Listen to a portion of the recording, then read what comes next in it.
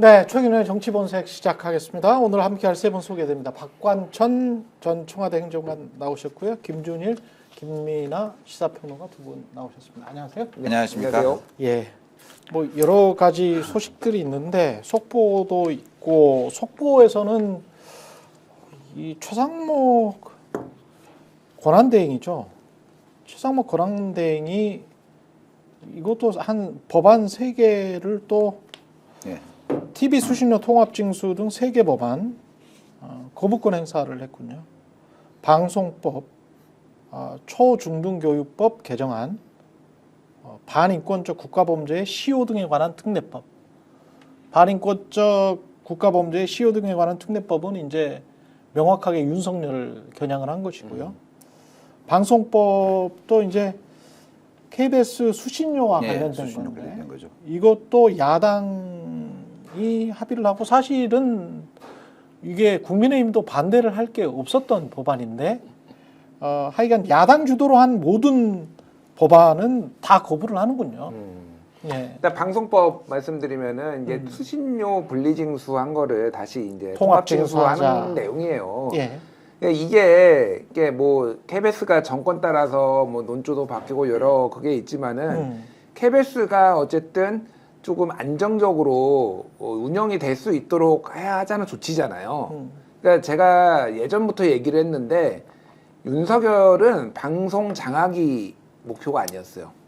방송 해체가 목표였습니다. 그렇죠. 예, 이 시스템 자체를 어차피 해보니까 또 좌파 정권 들어오면은 또 저쪽으로 넘어가고 뭐 이런 공영방송 뭔가 이렇게 뭐 하느니 그냥 이 시스템을 다 해체해 버리자. 밥그릇을 아예 뺏어 버리자. 예. 그래서 뭐 YTN 민영화도 이제 그렇죠. 뭐 이제 아예 공영방송에서 이제 아예 그 지위를 내려놓게 하고 뭐 이런 식으로 있어서 국힘에서 이거를 또 반대한 거는 이제 그런 맥락에서 보시면 될 것 같고. YTN 민영화 해놓고 나니까 YTN 지금도 얼마나 잘해. 윤석열 입장에서는 굉장히 잘하잖아. 예. 그러니까요. 기계적으로 중립지키면서 권성동 이야기를 한 50% 정도 다 이야기를 해주는 거죠. 국민의힘 이야기를. 제가 YTN에서 잘려서 꼭 이런 말을 하는 건 아닙니다. 아니 근데 YTN 민영화한 다음에 YTN의 기본적으로 이제 공영방송이었을 때 YTN과는 상당히 색깔이 많이 달라진 건 사실이에요. 그렇죠. 예. 그런 것들을 원하는 것 같습니다. 그냥 치사한 짓거리잖아요, 사실은. 밥그릇 뺏어서. 예. 그것도 사실은 TBS도 마찬가지였다. TBS는 재원을 그냥 없애버렸으니까. 극단적인 그렇죠? 방식이죠. 네. 방송국을 아예 없애버리는 방식. 그렇죠. 뭐 이런 거는 그래서 오세훈 시장은 이게 이제 본인은 살리려고 했는데 이게 의회에서 반대해서 그랬다라고 하지만은 정말로 이 국민의힘이 정말 얼마나 반 언론적이고 반 민주적인가를 좀 보여주는 사례들이 아닌가 그렇게 보여요. 네. 차근차근 이야기를 해 보면. 일단 권영세 비상대책위원장이 서울 곧 있으면 서울 다음 주가 이제 설이네요. 서울 선물을 당원 등에게 보냈는데 추가로 민주당으로부터 부당하게 고발당한 본인들이 이제 부당하게라고 주장하고 있습니다. 부당하게 고발당한 유튜버들도 위로와 격려의 마음을 담아 선물 명단에 포함시켰다. 서부지법 난동 사태, 폭동 사태가 일어난 다음 날에 이래도 되는 건가? 이거 원래 제가 그때 2013년도에 있을 때 그 청와대에 있을 때 보면은 보수 정당에서는 주로 어떻게 했냐면은 정당 선물을 보내는데 이 일부를 어떤 자기 정당들 팬에 보내는 게 아니고 그 돈을 다른 쪽으로 돌립니다. 그래서 사회 소외계층에 이 선물을 대신 돌리고 했거든요. 아, 그렇습니다. 했는데. 그렇습니다. 요번에도 그 무한김을 했죠. 무한 사태에 대한 위로를 한다고요. 그 무한김까지는 좋았는데 그걸 갖다가 난동을 부린 유튜버들한테 보냈다고 그럽니다. 이미 그때 제가 알기로는 요번에 이 사태 때문에 거기에 참가했던 보수 유튜버들은 상당히 경제적인 이익을 얻은 걸로 알고 있거든요. 그럼에도 엄청나게 벌었다고 하더라고요. 엄청나게 벌었는데 그럼에도 불구하고 또 보냈다 그러고 그러니까 이제 어떤 유튜버들은 이렇게 얘기했답니다. 아니 이거 그러면 우리가 국민의힘 뭐 짬짬이 한다는 것 갖다가 국민한테 알리는 거잖아. 그래서 나는 주소 가르칠 수 없어. 제가 아는 유튜버는 그랬다 그러더라고요. 아, 그래요? 그래가지고 요 안에 들어가 있나 보네. 그래가지고 이제 웃으면서 아니 나는 정말 그 생각이 보수라서 이렇게 했는데 이걸 받으면은 내가 국민의 편 같잖아. 예, 우리하고 국민하고 짬짬이 한다는 거잖아. 이렇게 했답니다. 예. 그래서 이제 그렇게 짬짬이 하는 건 아닌가? 이렇게 얘기하더라고요. 있는데. 아니 이 사람 예. 여당 비대위원장 맞아? 아예 보수를 저 우물 속에 가라앉혀버리려고 작정하는 것 같다. 요즘 이렇게 이야기하고 하시는 거 보면은 이 보수 여당의 비대위원장이 아니다. 이렇게까지 이야기가 나오더라고요. 그러네. 그렇게 볼 수가 있겠네. 오히려 중도 보수 확장이 아니고 구구 연대로 가는 거네요. 국민의힘이. 예. 보낸 선물을 받는 대상이 신의 한수, 신의 시기. 그다음에 신남성연대 배인규. 이 사람은 이때 난동할 때 배인규 있지 않았어요? 그렇죠. 근데 신남성연대? 정작 이제 그 앞에 가서 뭐 이렇게 그리고 뭐 우리가 한번 가야 된다 뭐 이런 얘기를 하다가 예. 정작 이제 막 뚫고 들어갈 때는 뒤로 빠졌습니다. 뒤로 빠져가지고 이제 공원 같은데 앉아가지고 이제 뭐 이렇게 뒤로 빠졌어? 네, 한가롭게 이제 있었는데 그리고 아, 나중에 그래서 이제 배신자라고 또 소리를 들었구나 배인규가. 아니 근데 뒤에서 또 네. 그런 것들을 이분이 나름 그들끼리는 네. 나름 권위가 지금 있나 봐요. 아. 그래서 뒤에서 딱 빠져가지고 있다가 예. 나름대로 지령을 다 내립니다. 지금 들어가는 거 네. 동영상 찍어 올린 유튜브들 다 내리세요. 그거 다 증거로 이렇게 되기 때문에 빨리 내려라. 당신들이 피해 본다. 이런 거를 다 어드바이스를 하고 이러는데 근데 이런 사람들한테 지금 이렇게 선물을 보내면은 말씀하셨지만 그런 폭력 사태 이런 거를 지금 국민의힘의 공식적인 말은 저는 뭐 이 말도 지금 진정성이 없다라고 수차례 뭐 말씀드렸지만 예. 말은 폭력은 안 된다. 그리고 그건 안 된다. 서울 서부지법에 그렇게 가서 한 거는 폭동이다. 어. 이게 국민의힘이 공식적으로 얘기를 하는 거거든요. 그래요? 그런데 그렇게 얘기를 하고서는 예. 바로 얘기를 하는 게 그러나 이재명은 왜 구속을 안 시켰냐 이렇게 얘기를 한 다음에 네. 이 유튜브들한테 선물을 보낸단 말이에요. 선물을 보내지. 그러면은 그게 폭력을 하지 말자는 겁니까? 더 하라는 겁니까? 더 하라는 것 같지 않습니까? 이게 하라는 걸로 들리죠. 그러니까 이런 행태를 보이면 그런 뭐 이 서부지법에 폭력을 행사하지 마세요. 사법부의 의견을 존중하세요. 이런 얘기가 아무 소용이 없어지는 거죠. 그런 것 아니, 같습니다. 오히려 예. 지금 국민의힘 중진 의원은 이 사람들이 하는 폭동을 갖다가 성전으로 비유했지 않습니까? 그 김재원. 예. 아니 그 사람은 저번에 국회에서 왜 이걸 통과 안 시키냐니까 나한테 얘기하지 말고 나는 의원 아닌다고 하면서 최고위원 하면서 빠지더니 그랬죠. 요번에는 또 이걸 또 성전으로 부추겨요. 그리고 이 배인규 씨 있지 않습니까? 이게 배인규. 예, 오늘 아침에 어떤 뭐 채널에 나온 걸 보니까 그 사람 사진을 찍혔더라고요. 지시하는 게. 그렇죠. 예. 예. 그 사진 내려달라고 각종 보수 유튜버한테 거의 울먹이면서 애원을 했대요. 사진 내려달라고? 예, 나 사진 찍힌 것 때문에 좀 있으면 수사기관 분리갈 것 같으니까 내 사진은 전부 내려달라고. 아니, 아니 그렇게 자신 없으면 왜 합니까? 수사기관 불려가야지. 무슨 소리야. 현장에 증거 사진이 남아있는데. 공병호 TV 공병호, 그라운드 C의 김성원. 이분들은 뭐 영예로운 거니까 무한김을 국민의힘으로부터 받는 사람들이니까 다 불러드려야 되겠네. 김채환 시사이다의 김채환, 김상진 TV의 김상진, 배승희 변호사, 고성국 TV의 고성국, 이봉규 TV의 이봉규, 성창경 TV의 성창경 이렇게 있네요. 예. 아, 이분 중에 만일 누구가 이야기한 것처럼 예. 윤 대통령이 다시 살아 돌아오면은 예. KBS 사장관 분이 한 분 계신 것 같습니다. 송창경. 예. 예, 누구라고 짚지는 않는데요. 예. 이게 왜냐면은 창원 지국장까지 했었던 예. 걸로 기억하는데 제가 보기에. 예.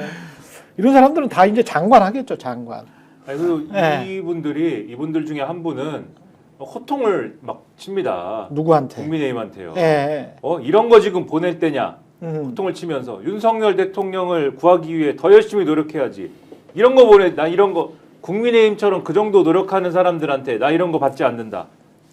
그 정도로 어중간하게 해갖고 말이야. 이러면서 막 삿대질하고 그러면서 자기 유튜브에서는 음모론 막 얘기하고 JTBC 기자가 오히려 위장하고 들어와서 JTBC 기자가 오히려 깨부셨다. 그 서울 서부지법을.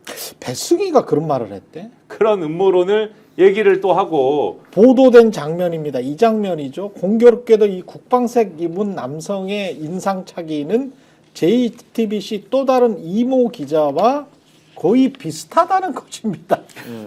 그러니까 JTBC 기자가 와가지고 자기들이 깨부수고 자기들이 찍어서 우리한테 지금 억울하게 내몬다 뭐 이런 이야기인가? 그렇죠. 그 얘기를 들은 이 커뮤니티에 있는 그 일부 또 댓글 다시는 분들이 또 쫙 와가지고 또 야 JT 좌파 JTBC가 자작극을 해가지고 이런 것도 달고 자작극을 했다. 포털 사이트 이런 뉴스 댓글에 막 달고 이제 예. 그런 일들이 막 벌어지거든요. 그래서 JTBC에서 공식적으로 입장까지 내는 입장문을 냈어요? 그렇죠. 일종의 이제 그 알려드립니다 이렇게 해서 이런 X 소리에도 입장문을 내야 되나? 그 하도 그러니까요. 예.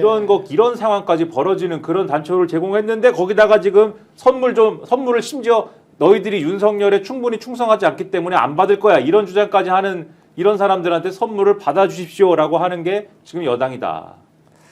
고성국도 선물 예. 받는데 고성국은 서부지법을 막던 경찰이 시위대 일부러 길터주는 거 아니냐? 이 말을 어제 그 국회에서 조배수 의원이 그대로 했죠. 조배수도 똑같은 이야기 네, 했어요? 똑같은 이야기를 하죠. 그래서 네. 제가 보니까 아니 그 지금 국힘에서 어떠한 그 뭐 국회 뭐 회의 소집해가지고 행안위 소집해가지고 이런 하는 말들이 전부 다 여기서 지시를 받는 것 같아요. 네. 아니 그럼 이분은 어디 그 명태균 씨가 대통령실을 갔다가 지시했으면은 고성국 씨는 국회를 지시합니까? 똑같은 말을 해요. 좀 그리고 경찰이 시위대에 일부러 길을 터준다고요? 함정수사한다고요? 기동경찰 그렇게 할 사람 하나도 없습니다. 그 맞아가지고 피 흘리는 거 보세요.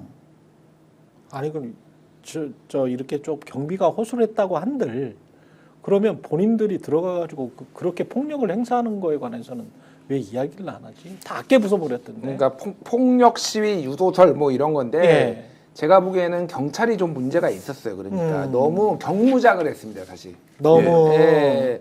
그러니까 이 정도로 많은 인원이 오고 밤새 게다가 시위가 격화되는 게 보였잖아요. 이미 서부지법 담도 5시 반인가 막 17명 넘고 그러면은 그러니까 이게 뭐 강경 진압을 하기 위해 중무장이 아니라 경찰대 안전을 위해서라도 더 많은 경력을 투입을 하고 더 무장을 좀 이렇게 헬멧도 쓰고 뭐 이렇게 방패도 확실하게 들고 뭐 이렇게 해서 인원이 좀 더 많게 했었어야 되는데 그렇지. 그때 그것도 영상 지적이 보면은요 되죠. 예. 경찰들이 빠진 게 예. 이미 유리창 타고 다 안에서 넘어가가지고 앞뒤로 완전히 고립되게 생겼어요. 아 경찰이 오히려 포위가 됐다. 네, 이쪽 그러니까 정문을 막고 있었던 경찰이 있었는데 이미 네. 다른 폭도들이 들어가가지고 후문으로 들어갔죠. 후문과 이제 유리창 깨고 들어가서 예. 이쪽 정문으로 이제 포위되게 생겼으니까 영상에 정확하게 나왔으니까 경찰이 생명의 위협을 느끼고 빠져나온 거예요. 그러니까 이게. 예. 그걸 제가 이제 기동대 지휘관들하고 통화를 해봤거든요. 제가 그래? 있으니까. 근데 예. 이제 뭐냐면은 시위할 때 우리는 진압폭이라 그럽니다. 헬멧하고 이걸 착용하고 오래 있으면요. 아 정말 힘듭니다. 저도 그거 많이 착용해 봤거든요. 그런데 이제 그때 상황이 어땠냐면은 조금 이렇게 야간에 격렬시로 되니까 일부 병력을 뒤로 빼가지고 그 병력을 이제 진압복으로 한복을 시키는 겁니다. 그 사이에 밀고 들어온 그런 사안이거든요. 그래서 그 사이에 좀 많이 터져가지고 나중에 진압경찰들이 오죠.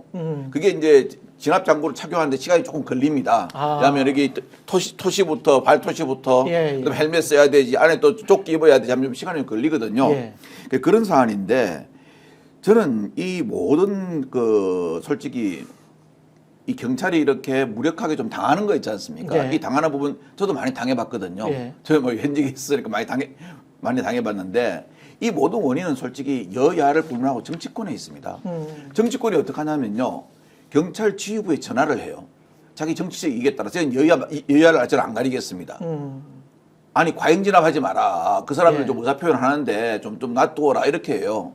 그러면 지휘부는 솔직히 정치권이 잘 보여야 되거든요. 예. 잘 보여야 되니까 어떤 사람은 예전에 그런 사람도 있었어요. 이거 시한감인데요.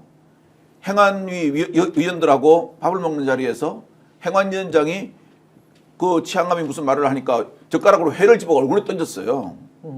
그런 걸 갖다가 그대로 넘어가면 안 되거든요. 그러니까 이제 그런 식으로 하니까 실은 기동경찰은 현장에서 그럼 어디까지 해야 되나가 상당히 혼란스러운 겁니다. 왜냐하면 그 지휘관들이 밖에 나와가지고 직접 시위대를 막는 건 아니거든요. 그렇죠. 자, 한번 보십시오. 윤상현 의원이 어떻게 했습니까? 월담자 선처를 강남경찰서장에게 잘해달라고 부탁했답니다. 윤상현 의원 변호사입니까? 변호사 아닙니다. 국회의원입니다. 이걸 외압이라고 이야기한 게 누구겠습니까? 윤석열 대통령이 2013년도에 청문회에 나와서 그랬습니다.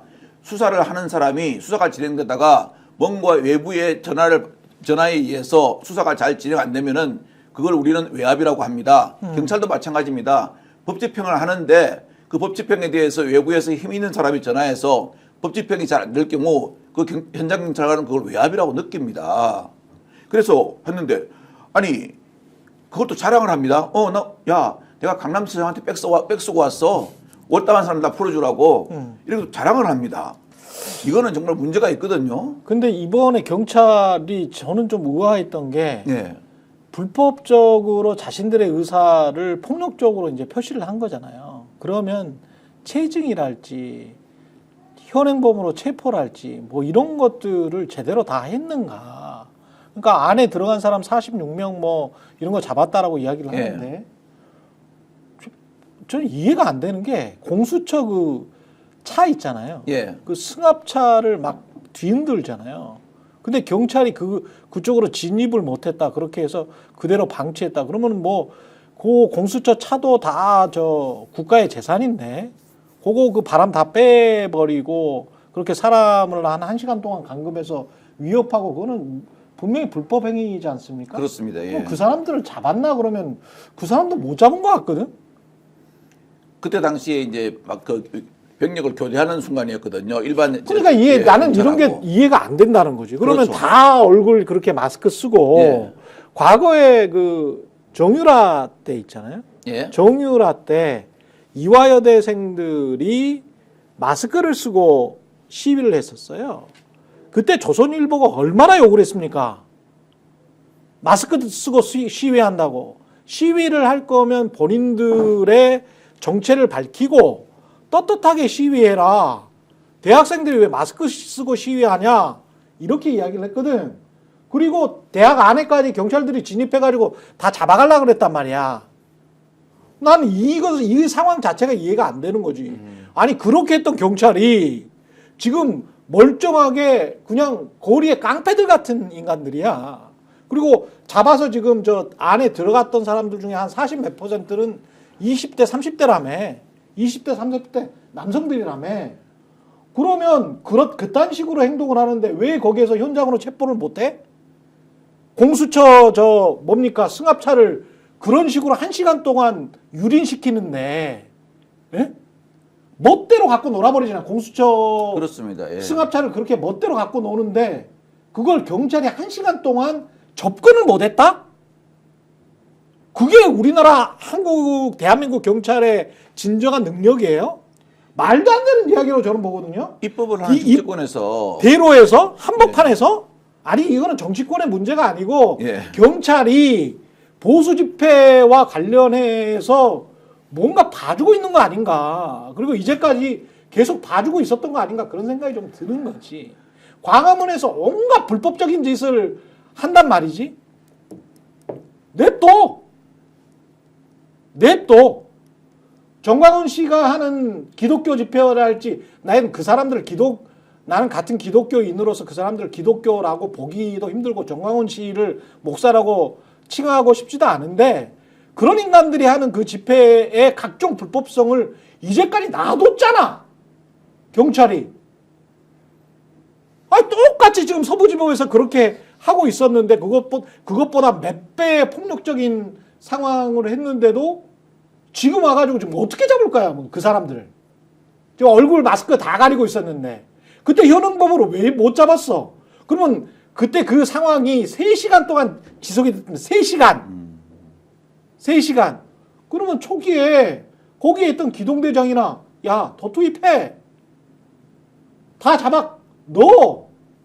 왜 이 말을 못하냐는 거지. 왜 이 말을 못하냐는 거야. 최경영 기자님이 예. 얼마나 저렇게 분노에 차서 예. 얼마나 분노에 찬 게 아니고 나는 상식적으로 이야기하는 거예요. 얼마나 분노에 찬 상식적인 얘기를 이렇게 합니까? 네. 얼마나 분노에 찬 이런 상식적인 얘기를 했습니까? 네? 정상적인 사람이라면 이렇게 분노에 찬 얘기를 할 수밖에 없어요. 그러니까. 그런데 국민의힘 뭐라고 그랬습니까? 경찰이 이 청년들을 강경 진압을 하고 민노총은 봐주면서 왜 이 청년들은 이렇게 때려잡느냐 뭐 이런 식이죠. 오늘 조선일보 1면이 민노총에 눈 감는 경찰입니다. 민노총의 불법 시위 봐주는 경찰 바로 이렇게 나옵니다. 어제부터 계속 국민의힘이 얘기하는 게 민주노총이 이렇게 이렇게 민주노총이 했으면 이렇게 청년들 잡아갔겠느냐. 우리가 하니까는 잡아가지 않느냐. 완전히 적반하장이에요. 뭐 이런 식으로 나오는데 여기가 무슨 정권입니까? 아직도 윤석열 정권 아닙니까? 아직도 최상목 권한대행이 하는 정권 아닙니까? 이 대통령 권한대행을 하는 정권 아닙니까? 본인들이 하는 정권이지 않습니까? 그 어느 시위를 사실은 더 솜방망이로 하겠어요, 경찰이. 그러니까. 그런데도 그런 주장을 지금 뻔뻔하게 하고 있다. 근데 아직도 윤석열 정권에서 이게 경찰이 현실입니다. 눈치를 보는 거야. 예, 뭐 맞고요. 저도 예. 이제 문제가 있다라고 보는데 일단 뭐 조선일보는 내로남불인 게 한두 번이 아니라서 예. 뭐 사실 뭐 어떤 공신력이 저는 없다라고 보는데 오늘 그 사설 제목이 또 법원이 법원 난입 사태 생각해야 될 것. 그래서 내용이 뭐냐면은 판사의 성향에 따라 극과 극으로 판결이 나뉘는데 이런 불만과 분노가 난입 사태의 배경이 된 건 아닌지 법원이 성찰해야 된다. 이제 뭐 이런 얘기예요. 그러니까 조선일보 내란일보입니다. 내란일보. 내란일보. 그러니까 이거 니들이 법원 니들이 문제가 있어 지금 이런 거를 이제 대놓고 쓰는 데예요. 예. 그러니까 뭐 이제 새삼 놀랍지 않고, 그러니까 이게 전조가 있었어요. 그러니까 이거의 전조가 뭐였냐면은 뭐 여러 이제 그 광화문 시위도 했지만은 가장 가깝게는 윤석열 관저 앞에서 있었던 집회에서 여러 언론이 약간 르포처럼 썼거든요. 경향신문 등 몇 군데가. 그때 이미 검문 검색을 했어요. 관저 앞에서.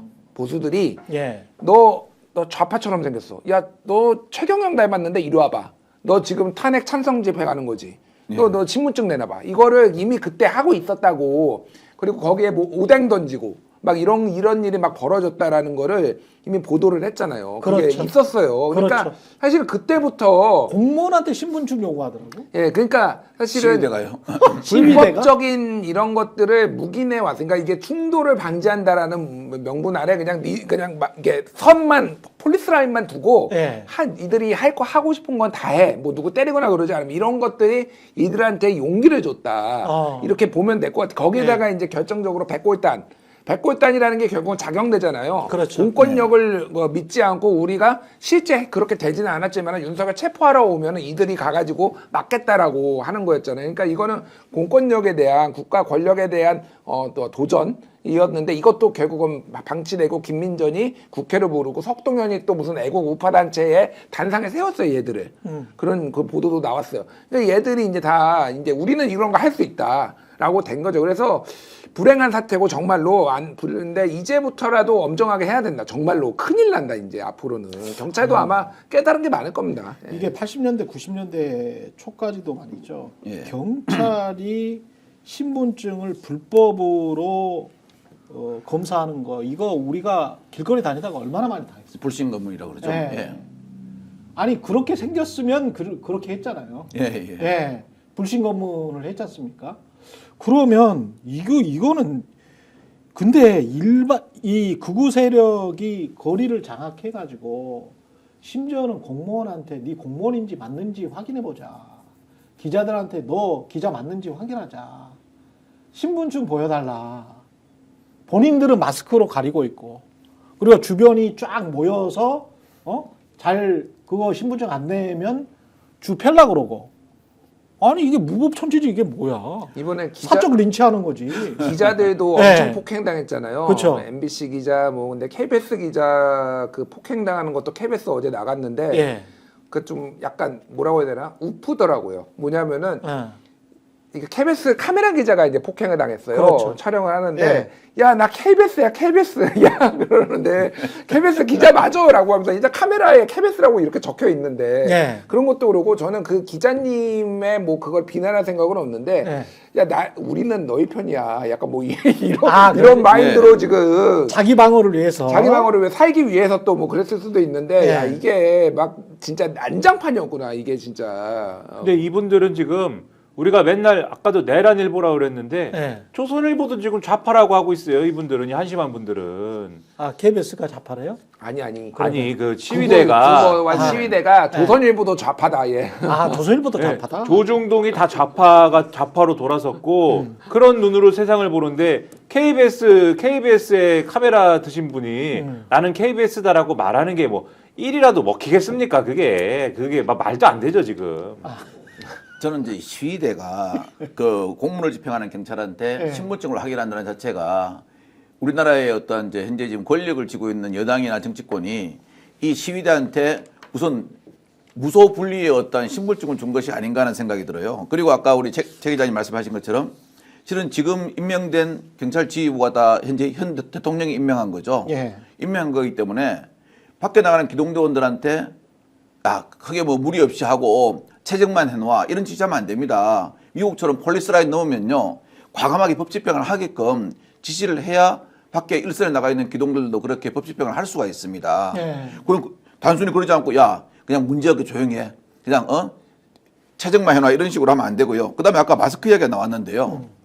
제가 그 여름에 저번에 그 양손에 태극기하고 성조기 들고 막 흔드는 분들 있지 않습니까? 그렇죠. 가봤는데 이분들은 마스크만 쓴 게 아니고 그 더운 날 선글라스까지 끼고 있어요. 아니 대학생이 마스크 끼고 시위하는 건 잘못이고 이 양반은 마스크에다 선글라스까지 끼고 자기 신분을 감추는데 그렇죠. 이거는 왜 그렇죠. 소위 말하는 아주 큰 언론이 왜 비판하지 않는지 좀 그게 궁금합니다. 그리고 지금 서부지법에 침입한 46명 중 유튜버가 3명으로 확인됐다는 뉴스가 나와 있고 네. 그다음에 겸공에서 저는 이거 그들의 단독이라고 보는데 겸공 김어준의 단독이다. 정광훈 전도사가 그게 있더만. 정광훈 전도사가 그 연단에 오르기도 하고 뭐 이랬던 사람이 사랑제일교회에서 활동했던 그 뒤에서 이제 서성대고 뭐 이런 장면들이 확인이 됐죠. 그러면 정광훈은 사랑제일교회 목사였고 지금은 자기가 사랑제일교회 목사가 아니라고 주장을 하고 있으니까 하여간 거기 목사였고 전도사로 활동했던 사람들 정광훈은 뒤에서 사실상 부추겼고 미국으로 가버렸고 갔다가 이제 트럼프도 못 만나고 이제 왔죠. 이 사람은 오겠지. 그리고 정광훈 옆에서 있었던 전도사는 거기에 서부지법에 침탈해가지고 폭도들이랑 같이 있었다는 거잖아요. 저는 이 정광훈 목사가 이번에 그 소요죄 있지 않습니까? 예. 분명한 주범이라는 게 정광훈 목사가 이렇게 얘기했습니다. 윤석열 대통령이 구속된 다음에 윤 대통령이 서울구치소에 있는데 우리만이 빼낼 수 있다. 우리가 빼내러 가자. 다 서울구치소로 몰려가자. 이런 이야기를 했습니다. 자기가 판사도 아니고 아무것도 아니지 않습니까? 그렇죠. 법 집행기가 아닌데 자기가 뭘로 빼내겠다는 겁니까? 그래가지고 다중의 위력을 이용해서 빼내겠다는 거거든요. 이건 명백한 범죄 선동입니다. 그러니까요. 그리고 이번에 20, 30대가 많이 왔다고, 20, 30대가 깨있다 그랬지 않습니까? 저는 이게 제가 너무 높아지면서 우려하는 건지 모르겠지만 실은 김민전 의원이 제일 언론에 많이 나왔던 게 백골단 동원하면서 언론에 많이 나왔거든요. 그 백골단의 나이 연령대가 20대가 많습니다. 그 관련 여부도 그 사람들이 거기에 합류한 게 아닌가, 소위 말하는 공소장 탈바가지는 안 쓰고 합류한 게 아닌가에 대해서도 이번에 경찰에서는 수사를 해야 된다고 봅니다. 그러니까요. 이게 지금 이제 오늘 중앙일보가 기사를 쓴 게 있어요. 제목이 뭐냐면은 윤 체포날 비서관 7명만 배웅, 용산, 강성, 관망, 이탈 8호 분열. 그래서 여러 이제 직원들이 쭉 이제 예를 들면 홍철호 수석, 정무수석 이런 사람들은 아예 안 보여요 지금. 아 그렇군요. 출근도 안 해요. 그러니까 예를 들면 이렇게 이탈한 사람도 있고, 근데 아무 일도 안 하고 출근하는데 관망만 하는 사람도 있고. 돈은 받고 좋다. 예, 강성들이 있는데 지금 강성들이 누구냐면은 강희구 1 부속실장, 장순치 2 부속실장. 그리고 주목 제가 지금 얘기하는 게 뭐냐면은 시민사회 수석실. 주관성, 정호윤, 정호성 뭐 이런 비서관들 얘기하는데 김건희 라인 냄새가 굉장히 많이 나네. 김건희 라인도 있고 옛날에 박근혜 탄핵 때 상당수가 있었던 사람들이 지금 남아 있어요. 옛날에 박근혜를 지키지 못하는 죄책감인데 제가 말한 건 뭐냐면은 이 시민사회 수석이 지금 극우 유튜버들 원래 관리했거든요. 예전에 그게 이제 원래 해야 되는 일은 아닌데 이 정권 들어서 그걸 했잖아요. 지금 상당수가 이 집회와 관련돼 있다라는 얘기들이 있어요. 그러니까. 그래서 봉지욱 기자가 그런 페이스북 글을 올렸구나. 공식적으로 이제 좀 더 확인이 됐고 언론사들이 지금 확인을 하고 있는데 제가 뭐 이들이 사주를 했다 이건 제가 확인한 건 아니니까 좀 말은 못 드리겠는데 상당히 소통하고 있다 지금 이 유튜버들하고 지금 유튜버들과 그래서 이거에 유튜버들이 조종을 하고 있는데 그 뒤에는 또 여러 지금 선수들이 있는 거 아니냐라는 얘기들이 나와요 지금. 실제로 2013년도에 그 당시에 정무수석실 산하에 이런 걸 관리하는 행정관이 있었어요. 예. 그래가지고 어떻게 하냐면 이제 보수 단체들이 시위를 하잖아요. 그럼 나는 그 사람이 왜 자꾸 강화문 나가라 했더니 이제 우리가 지원해준 보수 단체 중에 혹시 소위 말하는 돈만 떼먹고 안 나온 보수 단체가 있는가 그걸 다 체크하고 다니더라고요. 그래서 제가 하루는 이제 저도 같이 출근했다가 또 남자분까지 허행천인가 그러지 않았어요? 예. 허연준이라고 있습니다. 허연준. 예. 허영준인가? 그래서 제가 그랬죠. 아니 형님 뭐해요? 그러니까 이거 다 체크해야 돼요. 이거 야 인마들은 미리 나온다 그랬고 많이 안 나왔네 이렇게 다 체크를 하더라고요. 그래서 제가 소트 쪽으로 아니 이걸 왜 여기서 체크하지 하고 생각했는데 나중에 이제 보니까 뭐 화이트리스트, 블랙리스트 나오니까 돈을 줬으니까 그런 거지. 그러니까 예. 돈을 이랬으니까 그랬구나 하는 그런 생각이 들더라고요. 나중에 또 그게 정무성 비서관은 자기가 네. 보신 대통령을 갖다가 지금 다 2연타 병사탈 쳤지 않습니까? 아니 그 양반만 대통령 모시면 대통령이 구속돼 버려요. 네. 그것도 연이어서 공평하게 남자 한 명, 여자 한 명요. 네. 그리고 어제 나온 기사들 이렇게 보면 어제도 말씀드렸는데 대통령실에서 개인 자격으로 이 집회, 그러니까 뭐 난입했다는 건 아닌 것 같고 예. 집회에 참석한 뭐 사람도 있다. 대통령실에서 개인 자격으로 예. 이런 보도도 있거든요. 근데 뭐 개인 자격으로 간다라는 게 성립이 되겠습니까? 근데 사실 이게 그렇죠. 뭐 대통령실에 소속이 돼 있는데 그리고 이 서울 서부지법 앞에서 이제 있었던 집회나 이런 데 갔다라고 하면 뭐 의심할 수 있는 여러 가지 포인트들이 또 생기는 거잖아요. 그러니까 의심의 차원에서는 그런 것까지 엮어가지고 우리가 생각을 해보면 여러 가지 상상들을 할 수 있다라는 거죠.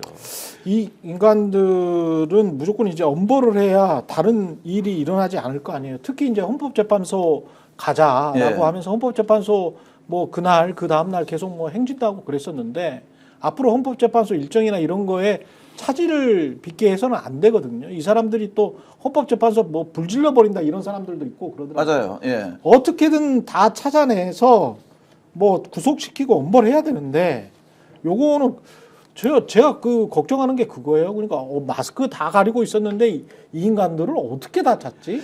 제가 그날 새벽 예. 그 2시 50분에서 뭐 3시 반까지 저는 생중계를 봤거든요. 생중계를 봤는데 처음에 이제 사람들이 그 시위대들이 좀 이제 하고 좀 누워 있더라고요. 좀 쉬고 있더라고요. 근데 어느 유튜브에서 지금 누워 있을 때 아니야. 구속영장 발부됐어. 다 일어나서 지금 진군할 때 하면서 막 유튜브가 부추겨요. 예. 부추기니까 자는 사람들 불시 일어나요.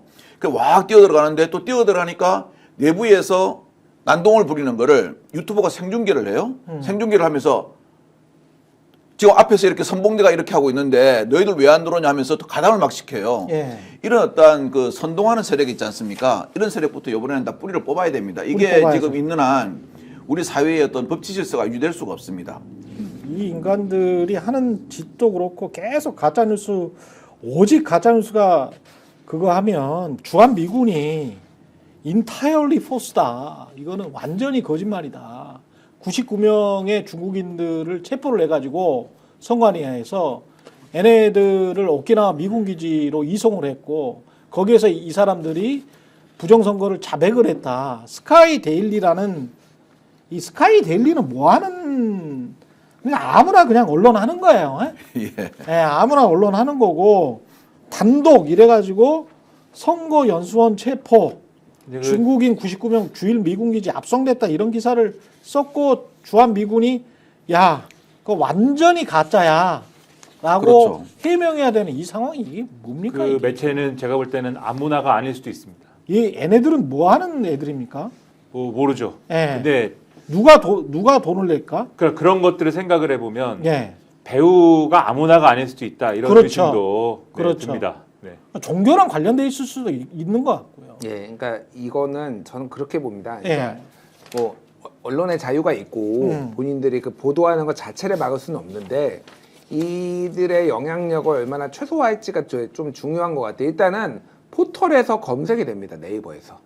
아 그래요? 예. 검색이 돼? 그러니까 이게 지금 뉴스제휴 그러니까 옛날 포털에 네. 뉴스제휴 평가위원회가 있어가지고 여기에서 언론사들이 좀 이렇게 편법을 하거나 예를 들면 광고 같은 거를 뭐 과도하게 노출 뭐 이런 거 하면은 옛날에 그런 거를 평가를 해가지고 콘텐츠 제휴는 아예 이제 검색 제휴로 내리고 검색 제휴는 퇴출시키는 사례가 있거든요. 그렇죠. 지금은 뉴스 제휴 그 평가위원회가 지금 없어졌어요 지금. 그래서 그냥 있는데 이거를 포털이 조금 사회적 책무를 다하기 위해서 이런 정도의 음모론을 지속적으로 계속 이렇게 보도를 하는 그렇죠. 언론사는 검색 제휴에서 빼야 돼요, 일단은. 그렇죠. 예, 그렇죠. 이거는 문제가 있습니다. 제가 이게 보기에는. 이제 등급이 어떻게 돼 있죠? 검색 제휴. 그러니까 콘텐츠 제휴는 예. 우리가 이제 그 네이버에서 기사 이렇게 뜨면은 보면은 거기에 뭐 KBS, 그렇죠. 그러면 뭐 조선일보 이렇게 나오잖아요. 그렇죠. 그러니까 전제 계약을 맺고 하는 거고. 내가 선택할 수 있는 언론사인 거지. 예, 검색 제휴는 뭐냐면은 거기에 이렇게 뜨지는 않지만은 예. 검색해서 보면은 부정선거 검색해서 보면은 언론사들이 쫙 뜨잖아요. 근데 이 그중에서 검색 제휴만 들어가려고 해도 상당히 노력해야 되는데. 검색 제휴가 들어가고 안 들어가에 따라서 예. 이를테면 그 언론사의 가치가 예를 들면은 그 검색 제휴 못 들어가면은 사실 언론사로 안 봐요. 사람들도 그렇고 기업들이 특히. 근데 검색 제휴가 들어가면은요 이게 10억에서 뭐 몇십억이 됩니다. 뭐 많으면은. 그러니까 그렇지. 이거를 어떻게 해서든 검색 제휴가 한번 들어가면은요 예. 이제 이거를 가지고 또 장사를 해요. 뭐 여러 가지 장사를 합니다. 이걸 그런데 매물로 다시 팔 수도 있는 팔 수도 거잖아요. 있고요. 팝니다. 예. 언론사가. 그러니까 제가 말씀드린 거 어쨌든 네. 이런 정도의 허위 정보를 유포하는 거는 지금 문제가 있어요. 이거는 퇴출을 시켜야 돼요.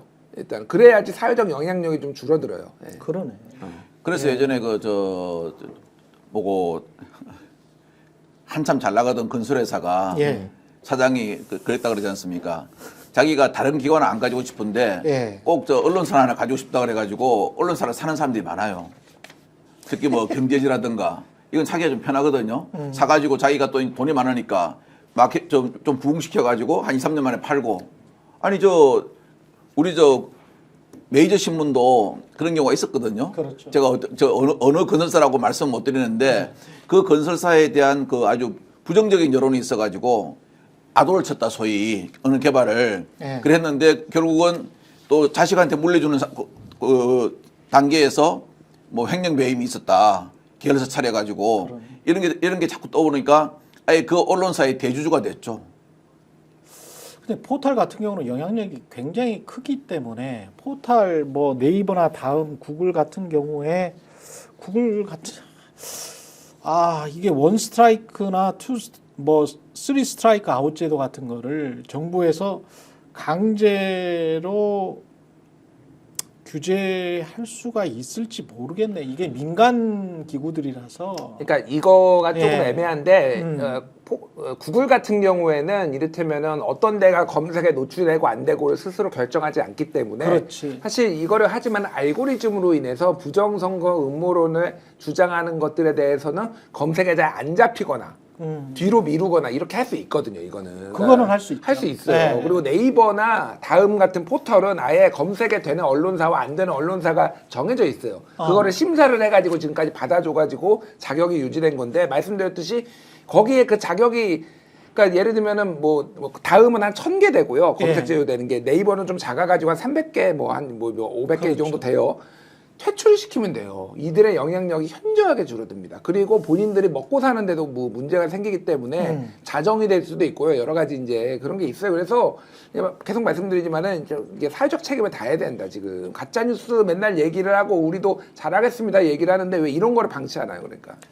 퇴출할 수 있는 그 법적인 그 장치를 어떻게든 찾아보기는 해야 될 것 같습니다. 다음 정부가 들어서면 사실은 또 이제 보수 신문들이나 이런 데는 이런 작업들을 하잖아요. 정당이 그렇죠. 이런 작업들을 하면 분명히 또 언론 자유 탄압이라고 그럴 거거든.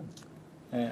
아니, 그러니까 이제 근데 너무 뻔해서 다른 것도 아니고 5.18 북한군 개입설 이거는 사실이 아닌 거였는데 그렇지. 한 번은 뭐 실수를 했을 수도 있는데 이거를 지속적으로 계속 한다라는 거는 그렇죠. 의도가 있는 거예요. 그러니까 이거를 그렇지. 뭐 너를 발행을 못하게 하는 게 아니라 그 영향력을 줄이기 위해서 포털에서 퇴출하는 거는 민주국가에서 굉장히 당연한 겁니다. 그러니까. 예. 조커 같은 세상님이 포털이 기사를 못 올리게 해야지 뭐 이런 말씀을 하셨는데 사실은 구글처럼 검색 엔진 위주로 되어 있는 게 맞죠. 근데 우리나라 같은 경우는 네이버나 다음이 기사를 통해서 사람들을 잡아 가두고 그 안에서 놀다가 이제 뭐 상품을 사게 하거나 그런 식의 어떤 비즈니스 모델을 처음부터 써왔기 때문에 이 지경까지 간 측면도 사실은 있습니다. 네이버 다음에 처음에 그 비즈니스 전략 자체가 사실은 대중을 철저하게 가두리 양식장처럼 잡아놓고 거기에서 이제 자신들의 콘텐츠가 아닌 언론사들의 콘텐츠, 그것도 상당수의 언론사들은 또 쓰레기 같은 기사를 배출하는 거를 옆에서 사실은 좋아해 가면서 왜냐하면 손님들 들어오니까. 그렇죠. 예, 그런 것들이 있죠. 예, 그런 것들은 정밀하게 좀 바꿔줘야 될 것 같습니다. 예, 잠시 광고 들으시고요. 잠시 광고 들으시고 윤석열 이게 강제구인 시도도 실패를 했는데 윤석열 이거 어떻게 해야 될지 그 이야기 이어가겠습니다. 인터넷 신규 가입할 때 최대 48만 원, 인터넷 가입과 동시에 현재 쓰고 계신 휴대폰의 통신사만 변경해도 추가로 최대 30만 원입니다. 정수기 렌탈 최대 30만 원이고요. 합하면 108만 원의 혜택을 3년마다 받으실 수 있으니까요. 약정이 끝나셨다면 꼭 신청하시길 바라고요. 현금 상품 혜택 원치 않는다. 55인치 삼성 TV 선택 가능합니다. 1670-2571 상담 받으시거나 네이버에 인터넷 비교원 검색하시고 상담 신청해 주시기 바랍니다. 상담할 때 스픽스 또는 최경영의 정치본색 유튜브 채널을 말씀해 주시면 가입할 때 현금 비밀 혜택과 함께 할수록 더 큰 혜택, 지인 추천 시 추천할 때마다 최대 4만 원 모바일 상품권을 드립니다. 새 이벤트입니다. 혜택 더 드리고 있습니다. 놓치지 마십시오. 예, 다음은 근조 화환, 축하 화환 전국 어디든 3시간 이내 배달해주는 전국 꽃배달인데요. 배송 완료 시 주문자에게 배송 완료 인증 사진도 당연히 완료 즉시 전송해 드립니다. 3단 화환입니다. 가장 중요하고 궁금한 건 가격일 텐데요. 초특화 43,000원부터 시작한다고 하네요. 예, 상당히 싸네요. 예, 유튜브 스픽스 보고 주문한다고 하시면 또 비밀 시크릿 할인 추가가 있고요.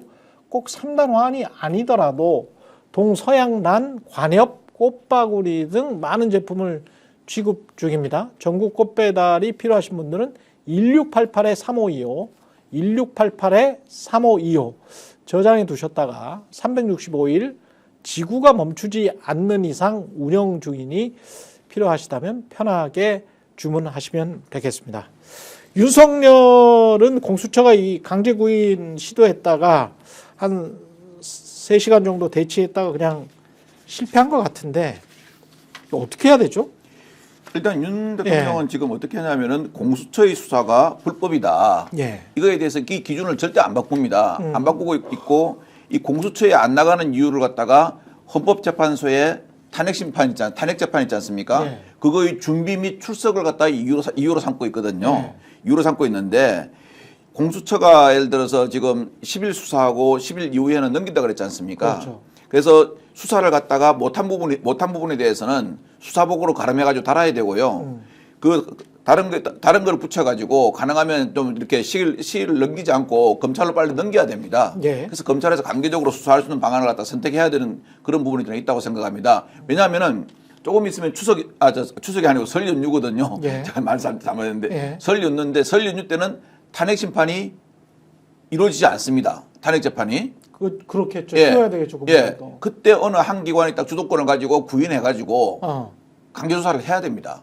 왜냐하면은 그 판례상 그렇게 돼 있거든요. 구속영장이 발부된 피의자에 대해서는 그 부당하게 조사에 응하지 않을 경우 강제 구인할 수 있는 조항이 있습니다. 따라서 어차피 이제 검찰이 기소를 재개할 거지 않습니까? 너무 이렇게 시간을 갖다가 이렇게 무작정 보낼 게 아니고 요번에 연휴 때 있지 않습니까? 연휴 때는 지금 뭐 탄핵 심판 나간다, 탄핵 심판 준비한다 이런 변명을 못 하지 않습니까? 그 시간에 집중적으로 조사해가지고 완전 확실하게 기소할 준비를 해야 됩니다. 뭐 그렇지 않아도 다른 사람이 그 말이나 공범들의 말에 의하면은 기소할 준비는 충분히 검찰은 되어 있다 그럽니다. 일단 공수처에서 넘어오면은 우리는 일사천리로 나간다 하는 게 지금 그 검찰 수사본부의 의견이더라고요. 근데 윤석열 측은 보니까 21일 오늘부터 헌재 모든 변론기일에는 출석하겠다. 윤석열 자신이. 그러니까요. 이 이야기를 하는 거를 보면 그러니까 형사적인 것, 내란죄에 관해서는 공수처든 검찰이든 나는 모르겠고 헌재에 가가지고 나는 탄핵을 멈추게 하겠다. 요 이 의지는 또 뚜렷하게 보이는 것 같기는 하네요. 그리고 오늘부터 그러면 계속 나오겠다는 거는 이거를 자기가 나와서 장광설을 하면 상당히 뭐랄까 변론 시간도 볼 수 있고 그 다음에 요 탄핵을 자기가 심판을 받는다고 하더라도 좀 늦출 수 있지 않을까 그런 생각도 하나? 지금 헌법재판소 일정이 예. 윤석열 측이 느끼기에는 상당히 이제 빨리 진행이 되고 빨리 있고, 그렇죠. 그러니까 지금 이 공수처나 수사기관의 조사는 윤석열이 안 받겠다고 버팅기면 안 받을 수 있다라는 게 확인이 되고 있다 이렇게 생각하는 것 같고, 그렇죠. 헌법재판소는 이게 이제 절차가 빨리 진행되는 것에 비추어 이 변호인단이 마찬가지로 장광설을 하고 횡설수설을 하면 이게 먹혀야 되는데 헌법재판관들이 그만하라고 얘기를 하지 않습니까? 차기한 변호사가 우크라이나 전쟁에 대해서 얘기를 하려고 했는데 예? 이 크리미아 반도가 어떻게 점령이 되었는가에 대하여 이것에 대해서 말씀을 드리려고 하였는데 예. 그만하라고 하지 않습니까? 그러니까는 이 오합지졸 같은 변호인단들이 무슨 얘기를 하면 판판이 깨지고 옆에 있는 분은 이렇게 주무시고 그다음에 헌법재판관이 뭘 물어봤는데 듣고 있지 않다가 막 정신 차려서 답하고 뭐 이런 사태가 벌어지잖아요. 예. 그러니까 엄느님만 못한 사람들이 있으니 야 이거는 적어도 당사자인 내가 가서 얘기를 하겠다라고 하면 재판관들이 끊진 않을 거 아니냐 뭐 이런 생각인 것 같아요. 그러니까 요거는 본인이 나가서 얘기를 하는 게 오히려 유리한 거죠. 예. 그러니까 조사는 내가 안 나가겠다고 버팅기는 게 유리한 것이고 헌법재판소는 돌아가는 꼴을 보니까는 내가 가서 막 얘기하는 게 유리한 것이고 그래서 최대한 어쨌든 간에 시간을 끄는 것이 유리한 것이고 이런 계산법인 게 아니냐. 그러니까 이게 얼마나 치졸한 일입니까? 만약에 그렇다고 하면은. 그런 것 같아요. 그러나 저는 그것도 네. 뭐 약간의 효과는 있을지 모르겠지만 네. 그렇게까지 헌법재판소에서 효과적인 전략이 될 것이냐에 대해서는 그렇지 않을 것이라고 또 생각합니다. 가서 무슨 이야기 할까? 중국 이야기 저는 하나? 그렇게 생각해요. 첫째는 그 네. 윤석열 씨가 헌법재판소 가서 할 말이 크게 없을 거예요. 왜냐하면 한 번 정도 하면은 그러니까 비상계엄의 정당성 있지 않습니까? 그렇죠. 그런 여기에 문제 대해서는 아니야. 하루 하면 끝나거든요. 네. 헌법재판관도 알고 있어요. 아. 알고 있었고 그때 오죽하면 정영식 재판관도 이렇게 얘기하더라고요. 언론을 통해서 국민에게 전부 다 알려진 공지의 사실 이런 부분에 대해서는 여기서 별도의 심리를 하지 않겠습니다 하면서 정의 신청을 기각해 버리더라고요. 그리고 역대 보면요, 제가 이제 노무현 대통령 탄핵 심판, 박근혜 전 대통령 탄핵 심판 가봤거든요. 예. 대통령 탄핵 심판에서 헌법재판관들이 변호사의 말을 제한하는 경우, 변론을 제한하는 경우가 크게 드뭅니다. 왜냐하면 대통령 탄핵이라는 중대한 일에 대해서는 다 의견을 들어주거든요. 그러니까 제안을 하고 그렇게 물어보지 않습니까? 정의식 재판이 답답하니까. 아니, 국회의 만행을 밖에 알리는 거 하고 비상계엄을 선포해가지고 군인들을 국회 들어와서 국회 기능을 마비시키는 거 하고 무슨 상관관계가 있습니까? 그러니까 아마 제가 보기 의견서를 누가 내고 안 읽어봤는 모양이에요. 하는 말이 아니 그건 잘 모르고 다른 말 하니까 그건 다음에 추후에 의견서로 내겠습니다. 하니까 정의식 재판관이 의견서에 나와 있어서 물어보는 겁니다. 제가 이해가 안 돼가지고 그렇게 얘기할 정도거든요.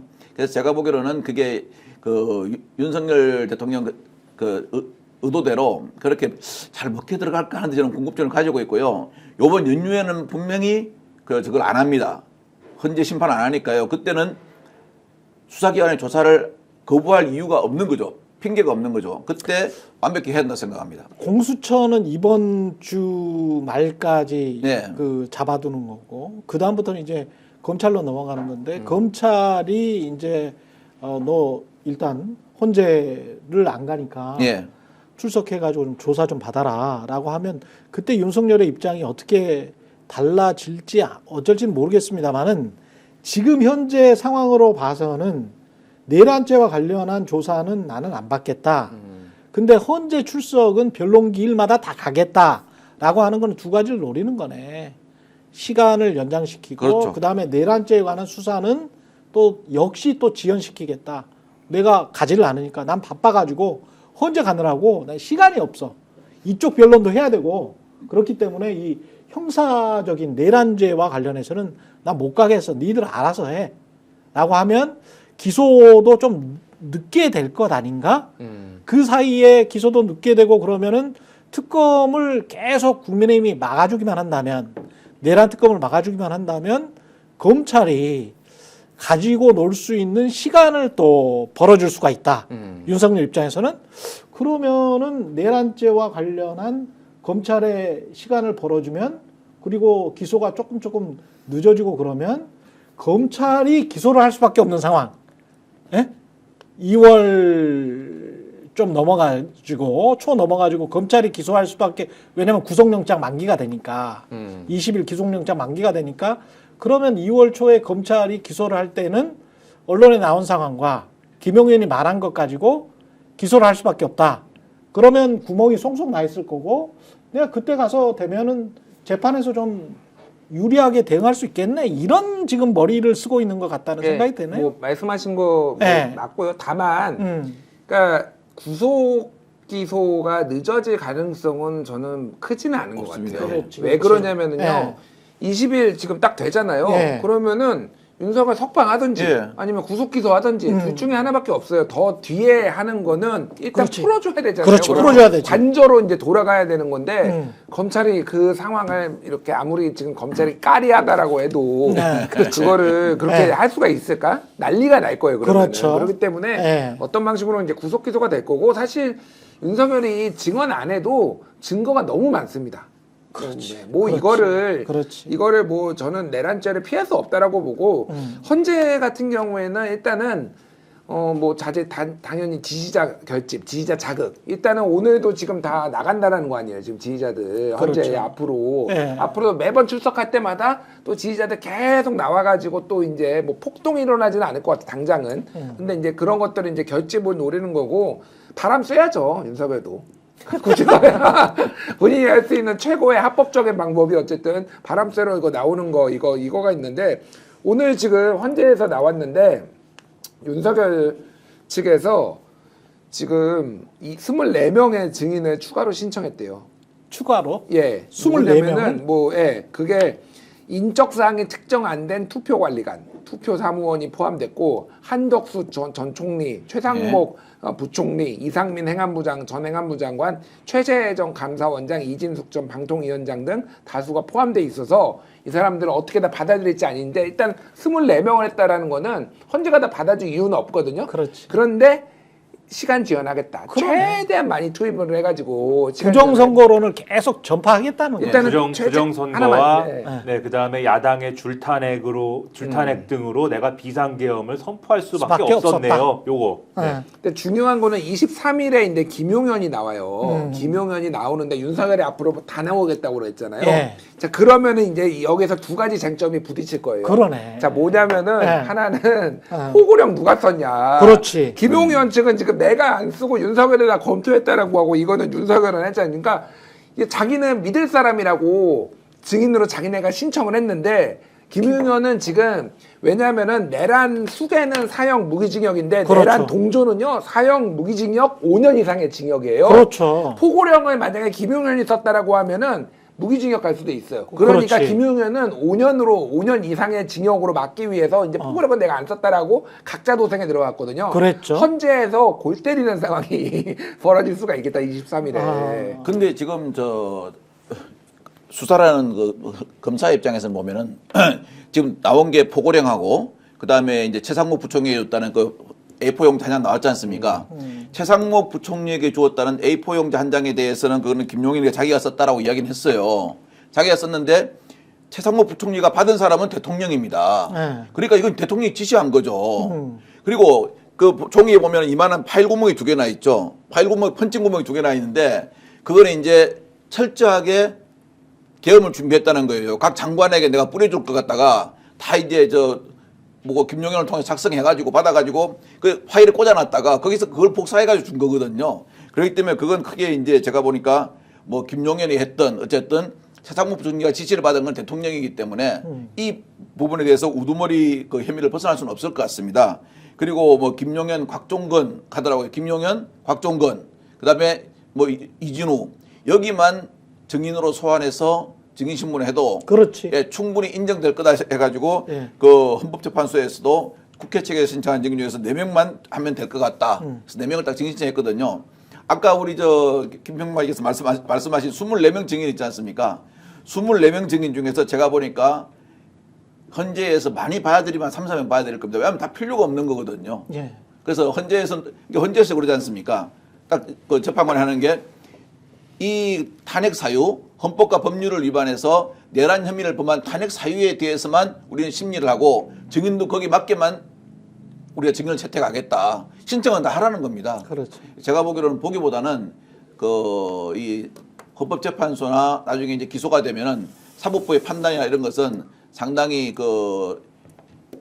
이 법꾸라지들의 어떠한 그 꼼수에 놀아나지 않고 속도감 있게 갈 것 같습니다. 근데 재판 지연의 의도는 사법적인 의도고 정치적인 의도가 분명히 보이네요. 아까 지금 김준일 평론가가 24명 신청했다 그러는데 이준숙부터 해가지고 한덕수 쭉 이렇게 나오잖아요. 그러는데 이게 지금 세 가지지 않습니까? 아주 심플하게 이야기를 하면 세 가지입니다. 그러니까 헌법을 위반했냐 안 위반했냐가 그럴 만한 비상계엄을 취할 만한 그런 조건이었느냐. 예. 사회적인 상황이 요거 하나.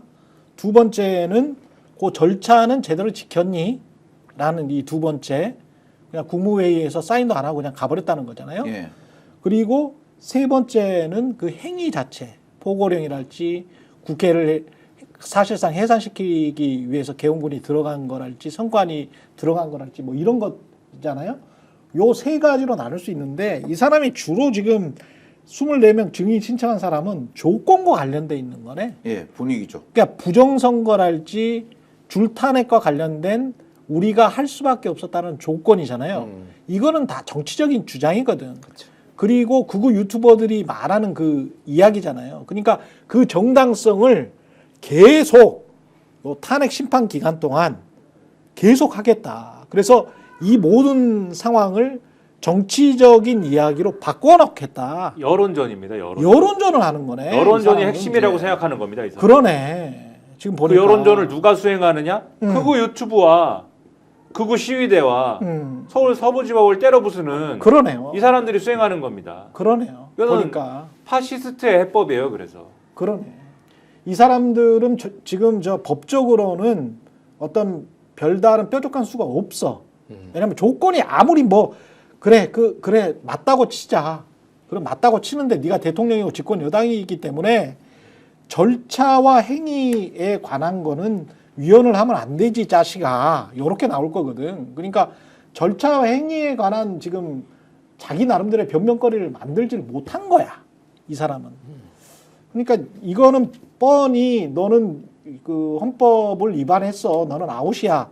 요게 나올 거는 뻔한데 여론전이라도 맹렬히 해가지고 내가 나중에 어떤 윤석열 화신이 돼서 다시 사면을 받을 수 있는 조건, 정치적 조건을 만들겠다. 그거는 정권 재창출의 정치적 조건을 만들기 위해서 헌재의 변론기를 충분히 이용하겠다라는 그런 생각이네. 이 인간의 생각이. 저는 거기에서 더 나가서 생각하는 것도 있을 것 같아요. 그러니까 지금 서부지법 폭동까지 봤잖아요. 예.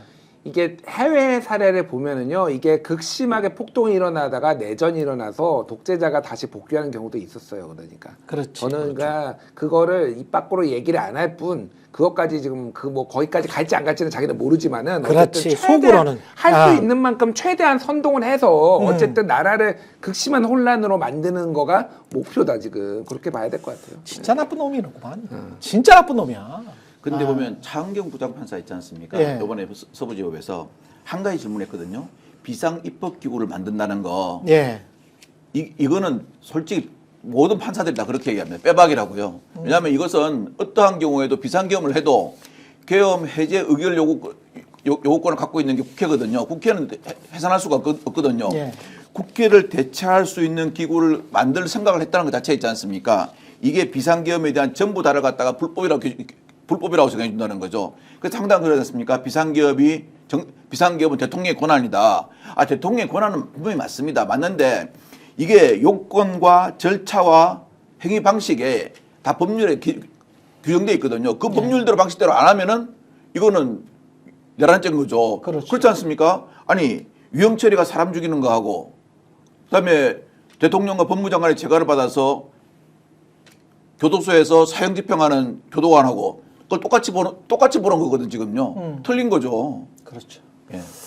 윤석열은 정권 재창출을 꿈꾼다. 정권 재창출이 되면 누구든 나를 사면할 수밖에 없을 것이다.